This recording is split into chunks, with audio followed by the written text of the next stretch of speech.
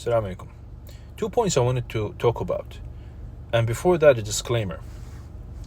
Not if we say something is halal or haram, and that's related to the Palestinian issue today, may Allah preserve them and accept their martyrs, it doesn't mean we're automatically against the Palestinians, or we hate them, or we wish harm against them, or we don't want the issue to be solved. That's not the case. Take this poisonous idea out of your head. Yeah? It's just we have different ways of expressing our love and support to them. That's it. No conspiracy theory, no hypocrisy, nothing like that. It's like these extreme toxic feminists. If you tell them hijab is obligatory, what are they going to say? You're a misogynist, you're against women. If you say you have to obey your husband, you say, oh, you're a misogynist, you're against women. No, that's not the case. It's haram to not wear the hijab. Allah said that. It's clear. So don't be like that, yeah? Don't have that poison in your heart. Because I say something is halal or something is haram, don't do it, means that I'm against Palestinians or against or I'm siding with the enemy. A'udhu billah. What is this? Now let's get to the point. Point number 1. Protests. I've seen a lot of protests now. Around the world they're happening. Okay, and funny and sad at the same time.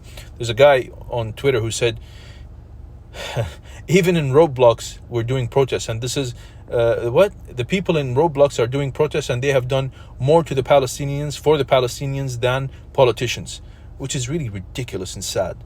Okay, because protests, as far as I know, and I challenge you with this, no alim, legitimate scholar of Islam said protests are a permissible way into expressing your feeling or showing your support into something, or expressing your rejection or support to anything. Okay? No alim says it's permissible. As a matter of fact, this idea of protesting and demonstrations, it came from the liberal ideology. They are the ones who are claiming, they say freedom of speech and freedom of expression, and we can say whatever we want, however we want, whenever we want.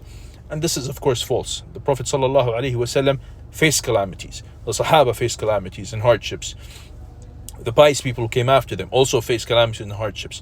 We never once saw or read or heard that any of them went into a demonstration or a protest against the kuffar, against anybody who's transgressing against them. So this idea is un-Islamic. And now I ask you, protest, have we tried it before? Have we tried this approach before when we are faced with such things? The answer is yes, we have. We tried it many times. As a matter of fact, every time something happens in the world against Muslims, we do protests. Unfortunately, I say. And the outcome? Nothing. There's no benefit. You tell me of a benefit from protest. Nothing. You will not find any benefit. It's just a waste of time.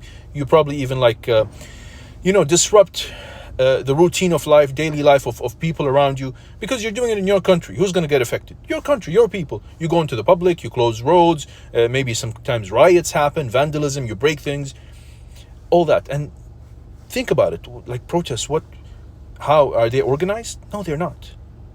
You can never say, like they claim, we're going to have a peaceful protest and blah, blah, blah. But it's just a bunch of people walking in the streets. How are you going to control all this stuff? It's impossible. Yes, sometimes things are peaceful, but in the end, like I said, there's no outcome.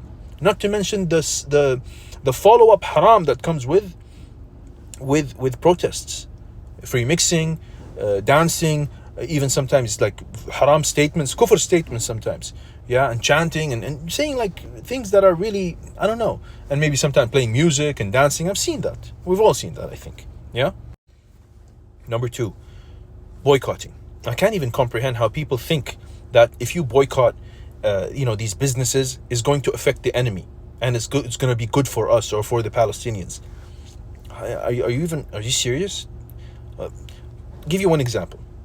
McDonald's.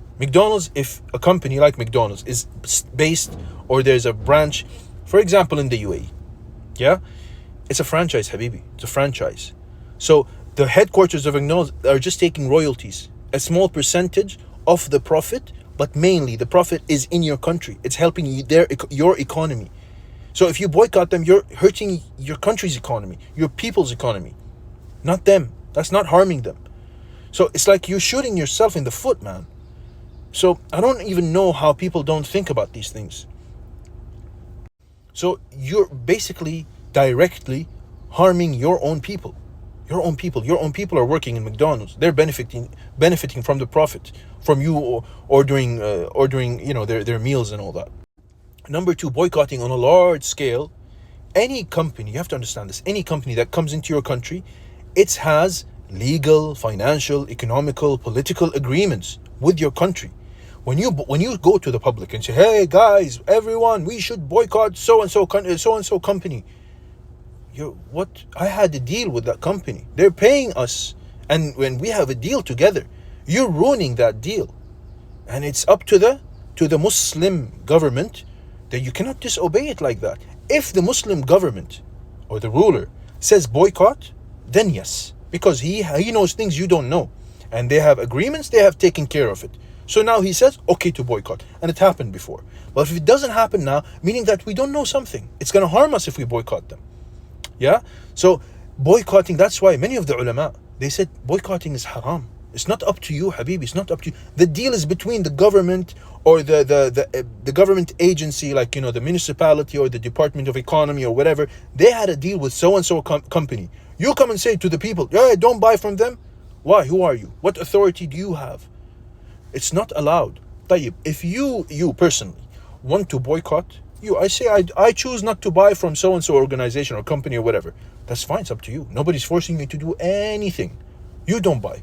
But don't go into the public and tell people to officially boycott. And if you don't boycott, then you're a sellout and you're a hypocrite and you're against Palestine. And this is nonsense. Like I said, it's not even, it doesn't even benefit our Palestinian brothers. May Allah preserve them and accept their martyrs. Again, I am not against Palestinians. Don't say that. You will be asked about this Yawm al-Qiyamah, wallahi. I'm just telling you that in order for us to be productive and positive in our aid and support to the Palestinians, don't do haram things. Don't do things that will harm you actually, and harm your country, harm your society, your economy. And it's not doing anything to the enemy, and it's not aiding or supporting our Palestinians in any kind of way. Do charity. Before that, do dua day and night to Allah, to support and aid the Palestinians. Allah will open doors for them. Ya akhi, that's number one. Number two, do charity. Give them, aid them with money. Any official channel of charity, please go ahead and give as much as you possibly can. This is the solution. If you have any other solution, please tell me, because this is what I know. Anything else is not up to us. We are nobody. We are laymen, part of a society, part of the ummah. This is what we have to do. This is the obligation on us. Anything else is not up to us. Allah Ta'ala alam.